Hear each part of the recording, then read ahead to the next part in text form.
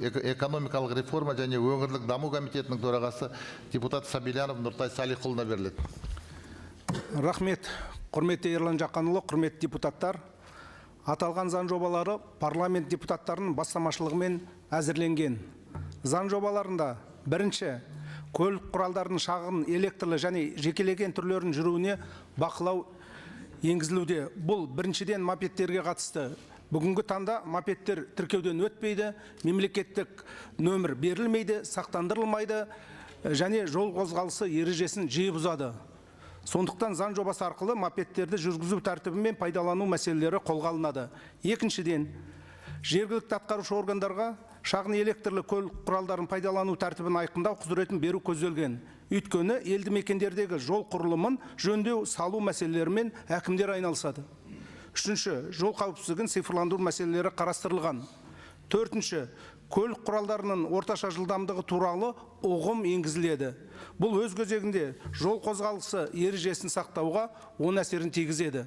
Бесінші, әкімшілік құқық бұзушылық туралы кодекстің аясында мопед жүргізушілердің жауапкершілігі көлік құралдарының басқа түрлерін жүргізушілермен теңестіріледі.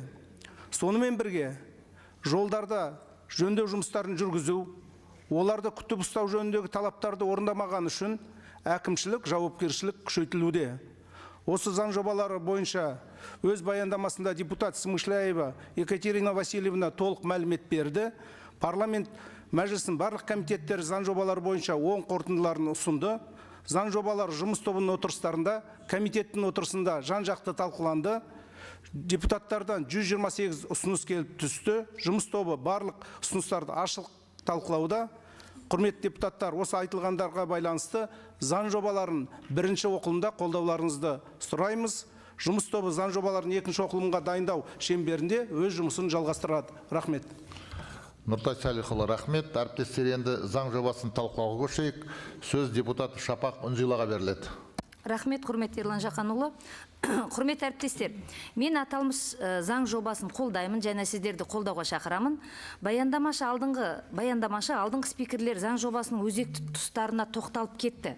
Бірақ тағы да бір айта кететін жайт, мопедтердің жүруін реттейтін түзетулер сияқты заңнамалық деңгейде бір қатар өзекті және уақытлы реттеу шаралары қарастырылып отыр. Мопедтер ірі агломерацияларды кептелістен құтқаратын өте жақсы құрал. Мысалы, Алматы мен Астанада орта қашықтықтағы мопедпен немесе электр самокатпен жүру әлде қайда оңай болып жатыр. Мұндай көліктердің танымалдылығына арттыруына кері әсер ететін салдардың бірі жол оқиғалардың жиіленіп кетуі.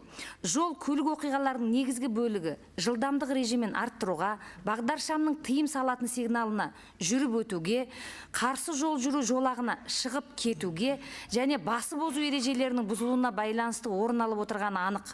Жүргізушілер кей кезде жолда жүрудің қарапайым ережелерінде білмей жатады. Мәселен, 2023 жылы тек қана Ішкі істер министрлігінің деректері бойынша мопедтердің қатысуымен 750 жол көлік оқиғасы тіркелген. Онда 39 адам қаза тауып, 730 адам зардап шеккен. Ал ағымдағы жылдың 3 айдың ішінде болған оқиғалардың саны 171-ді құрайды. Қаза тапқан адам 1, жараланған адамдардың саны 173. Әдетте мұндай апатта мопед жүргізушінің өзі де мерт болатыны кездеседі. Ал егер олар оқиға орнынан нөмірсіз және басқа да сәйкестендіру белгілерінсіз қашып кетсе, сәйкесінше оның жеке басын анықтау өте қиынға соғып жатыр. Бұл ретте орын алған бұзушылық үшін мопед жүргізушілері әкімшілік кодекстің бір бабы бойынша ғана жауапты болады. Және іс жүзінде олар жаяу жүргізушілермен теңестірілген. Бүгінде елдегі мопедтердің нақты санын ешкім айта алмайды. Бірақ саны өсіп келе жатқаны айқын. Жалпы алғанда олар тауар түрінде еркін сатылады және оларды бөлек сатып алу реттелмеген. Бұл тұрғыдан алғанда мопедтердің жол жүрісін толыққанды қатысушыларына теңестіру және осыдан туындайтын жүргізушілердің жауаптылығы жол қауіпсіздігін қамтамасыз етудің және жол көлік оқиғаларының алдын алудың ең тиімді құралдарының бірі деп санаймын. Құрметті депутаттар, аталған заң жобаларын бірінші оқылымда қолдауды сұраймын. Жұмыс тобы заң жобаларын екінші оқылымға дайындау барысында бүгінгі мәселелерді де талқылап, ары қарай өз жұмысын жалғастыратын болады. Рахмет. Рахмет. Сөз депутат Нәжбеденұлы Болатбекке беріледі. Рахмет, құрметті төраға. Я абсолютно согласен с выводами Екатерины Васильевны насчет того, что мы не должны экономить деньги на того, чтобы создать безопасную ситуацию на дорогах. Но вы знаете, я избран по округу, где Шымкент, и проживаю в Туркестанской области, жил. И вы знаете, что там проживает 6-я часть населения Казахстана, и 16 категорий водительских удостоверений, из них 7 подпадают под те категории, которым в этой области и в этом городе отсутствует автодром. И самый главный момент, подготовка кадров состоит из практики и теории.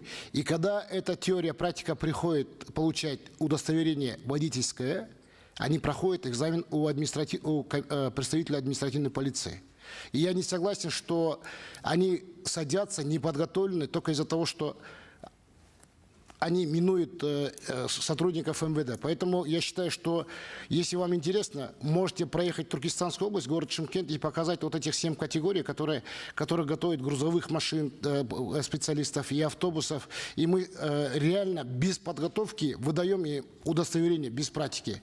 Поэтому я хотел бы, чтобы на этом законопроекте заострили внимание именно на предмет подготовки водителей, именно прохождения их экзаменов, чтобы Министерство внутренних дел в лице Комитета административной полиции на этот момент ужесточил, а не просто пропускал этих водителей и садили их за руль, и они являлись субъектами ДТП. Рахмет. Рахмет. Сөз депутат Бексултанов Құдайбергенге беріледі. Рахмет, Ерлан Жаканұлы. Я был один из тех, кто инициировал к возврату подготовка через автошколы. Почему аргументирую? Я согласен. Игорь Владимирович в полном объеме сказал. Дело в том, что сейчас же сдают те, кто сидели за компьютером, учились за компьютером. Они асы, но вместе с тем у них нет инстинкта самосохранения. Инстинкт самосохранения, если потерян, то без практического вождения, без обучения рядом с инструктором, да, это всегда риск большой. Не только для самого водителя, но и для тех, кто будет в этом дорожном движении участвовать. Поэтому я однозначно, конечно, поддерживаю законопроект. И хотел бы сделать акцент, что во втором чтении есть еще ряд предложений, которые поступают с регионов. И один вопрос, который я уже задавал. Игорь Владимирович, вот сейчас Ерлан Джахан сказал, что 140 автобан у нас почему-то, Аршалы, Астана, почему 110? Какая там причина есть? Объясните, может, я что-то не понимаю. Сказали, что да, там есть, конечно, что сейчас мы поменяем. Если автобан, то все нарушают. В особенности я несколько раз ездил в Караганду на такси. И, честно говоря, спрашиваю молодых ребят, которые едут там 160. Говорю, подождите, вы же нарушаете. Ну а как, говорит, мы же зарабатываем на жизнь. Ну если там 140, пусть будет 140. Но 110 что-то непонятно для меня. Рахмет.